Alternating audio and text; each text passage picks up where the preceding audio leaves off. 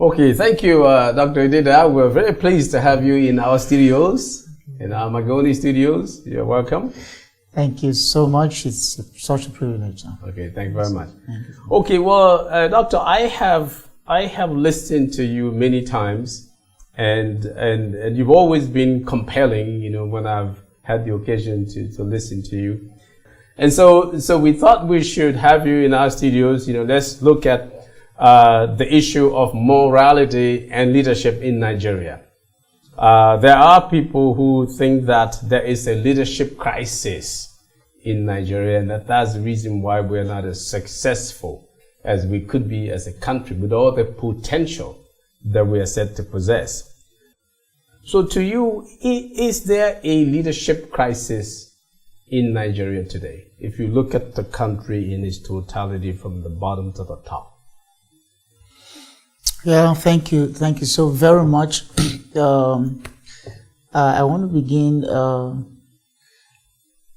this way. Leadership crisis in Nigeria, to anyone who understands leadership, is as obvious as just the rising of the sun. It somehow appears to me as though there's so much of lack of understanding, or would I say preparation on the parts of those who emerge subsequent as leaders.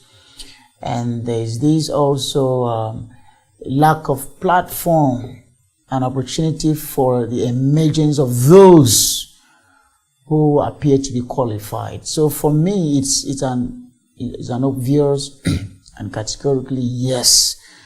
In the Nigerian situation, there is a true leadership crisis.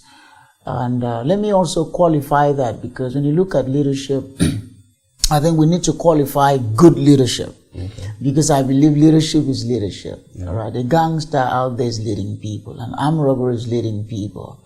Suicide bombers are leading people. And we have all of these guys at the park. They are leading touts.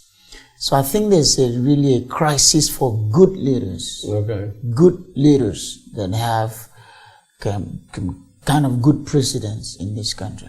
Yeah, well, thank you very much, Doctor, because I was, to be honest, I wasn't even thinking in terms of the leaders of touts and those other kinds of people. I was looking more at the ones you've just defined and described as good leaders. Okay, so that's principally what we're talking about, the lack of good leadership, moral leadership, so to speak, in Nigeria. So, I often think that, and I believe strongly, that the leaders come from the stock. They come from the population stock. So if I dip my hand into the population and I pull out somebody and make that person a leader, it seems to me that person is going to represent the stock from which they came. So is there therefore, if we have a crisis in leadership, assuming that crisis is in connection with morality, therefore, is there a moral crisis in Nigeria? Absolutely. Absolutely, there is. And fortunately, or unfortunately, Nigeria has this kind of a stature of a religious environment, a religious society with so much diverse religious interests, But unfortunately, honestly, we have morality crisis also. And that's why, just like you've said, if you pick up an ordinary leader in Nigeria today, is an exact reflection of the pool, all right, where he or she is coming from. And there's seriously morality crisis in the nation. And it is so unfortunate that even where you would have expected to have morality, it's completely, absent, or very scanty, or very scarce. So it's a very unfortunate situation, and I think the earlier we begin to look into these things and do something about it, the better for our nation and for all of us. But in that regard, what about education? Does education have a role in preparing good leadership? Just that you just going to school. Yeah. Is it like by how long you're in school, or the quality of the education? Where is the nexus? Where's the connection between education and morality and leadership? And good leadership. To me, if you ask me, I tell you, the real deal is education. That's where it should start. All right. That's where it should start. And our teachers and those in the such institutions should model good examples, good morality. Let's say, for instance, tell a child, if you come to school by 8 o'clock, you'll be disciplined. Discipline that child. Enough. Let him know, I'm giving you 3 strokes because that's a penalty attached to that. If all of these are done, it will correct morality. So for me, it's education. All of these could be driven through education.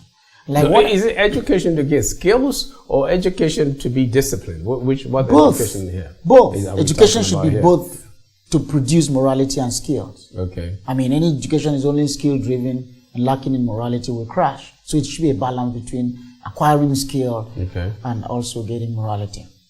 What about the rule of law, justice? Does that have a role also in preparing people for good, high-level moral leadership? In other words, if I know that, I think you kind of touched on it earlier, if I know that there's a rule of law, if I do this, I'm going to be penalized, then so I don't do it. I mean, I know that that's going to happen. There's no way I can pay a bribe or, talk to somebody on the side and get out of it. So does that have a role, or is it just something that comes from your heart?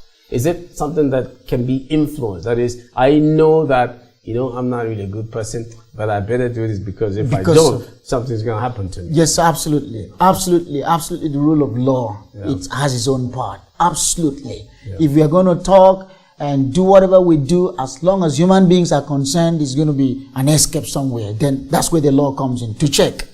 And if the laws are implemented, penalties are met, people will behave well.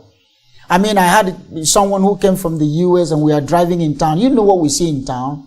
I said, you can't do this in the US. And he told me, we have to behave well in the US because if you don't behave well, you have a bill to settle. So it's not as if we are too correct in the head. So I believe that's where the law comes in. It makes everybody to comply to standards. And they should be. Yeah. And God help our judicial system and help Nigeria that the rule of law should be upheld. There's really no one that should be respected when it comes to that.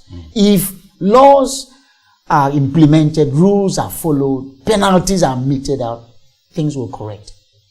Okay, Doctor. Finally, what final thoughts would you have for the audience, for our partners watching on morality and leadership in Nigeria? What the one thing that you would like to say to us? Well, what I would like to say is for us to please, I know that schools are teaching, churches and mosques are teaching. Please rise up from there and teach whatever your religion is saying. Do it. If we do it right and have the generations ahead of us in view, things is going to be better. Now, let's not sit back and wait for somebody else to rise. You be the one to arise. Do the right thing where you are. Obey the laws. Obey the rules. Be enterprising, be skillful, do the right thing where you are, influence 1 or 2 persons to do the same. And I believe with time, if you keep influencing people, somebody else is doing that, and then we will all meet as people that are influenced. If we all do this, put to action what we are taught, because I believe churches are teaching, mosques are teaching, people at institutions are teaching, but it's just the doing part. If we all comply, we will definitely have a rise and emergence of good leadership, and I believe that. And for someone like me, I'm very passionate to see that generation of good leaders. And I'm going to box all of my fellow ministers, hit them at the side. We have to get it. Even if we don't eat, we have to sacrifice to make sure we leave this country with good leadership and Africa in the part of the world, sir. Dr. Dida. Thank you, sir. Great job. Thank you, sir. Wonderful Thank job. you so much, sir. Good job.